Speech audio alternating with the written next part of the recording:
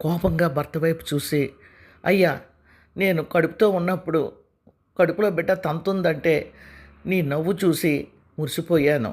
ఎందుకంటే మన బిడ్డ అప్పుడే నాతో ఆడుకుంటున్నాడని పొంగిపోతున్నావు అనుకున్నాను. వీడు పెద్దవాడైనాక కూడా నన్ను ఇంతలాగా ఏడిపిస్తున్నాడు.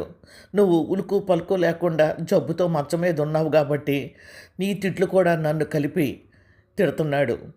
అలా అని నిన్ను తిట్టమని కాదయ్యా. ఎందుకో తెలీదు, వాడు అలా అంటుంటే నాకు తెలియకుండానే నా గుండెలో గుణపాలు దించుతున్నట్లు అవుతుంది. నేను వాడిని ఏమన్నా ₹1 కోరిక కోరేనా? ఇదిగో ఒంటి మీద చీర కూడా చినిగిపోయింది, కుట్టుకొని కట్టుకుంటున్నాను. అమ్మా అని నోరారా పిలుస్తాడేమో అని గంపుడాస్తో ఎదురు చూస్తాను. కానీ నన్ను చూస్తే రుసరుసలాడతాడు. ఇదిగో ఒంటి మీద చీర చినిగిపోయింది, కుట్టుకొని కట్టుకుంటున్నా. ఆ బాధ నీతో చెప్పుకుంటే ఎందుకో తెలీదు అలా నవ్వుతావు.